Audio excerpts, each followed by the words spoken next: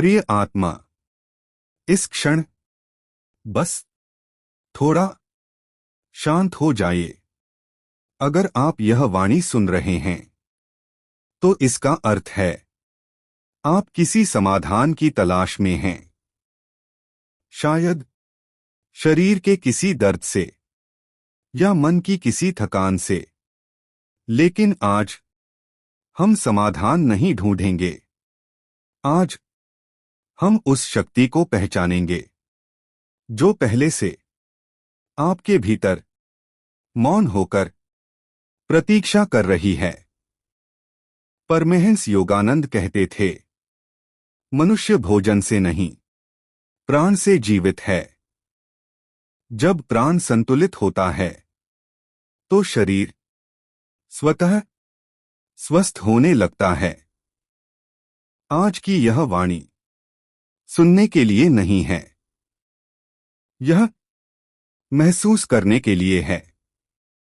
प्राण कोई हवा नहीं है, प्राण कोई कल्पना नहीं है।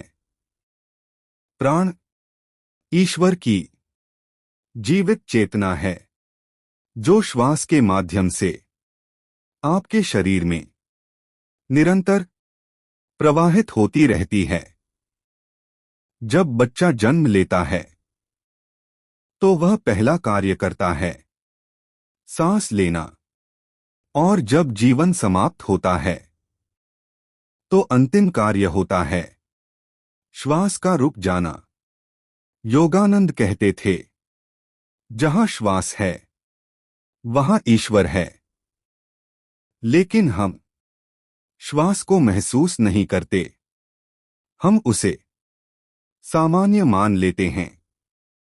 और जो शक्ति सामान्य समझ ली जाती है वही शक्ति सबसे अधिक उपेक्षित होती है। अधिकांश लोग सोचते हैं, मुझ में ऊर्जा कम हो गई है। लेकिन योगानंद कहते थे, ऊर्जा कभी कम नहीं होती, ऊर्जा रुक जाती है। डर, चिंता, क्रोध, अपराध बोध और अतीत की पीड़ाएं, ये सब प्राण के रास्ते में दीवार बन जाते हैं।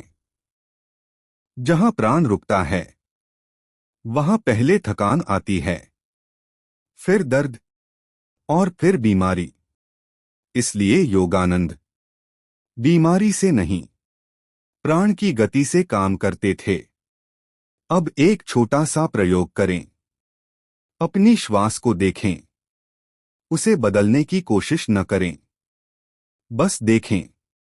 जब मन अशांत होता है श्वास तेज हो जाती है, जब मन शांत होता है श्वास धीमी हो जाती है।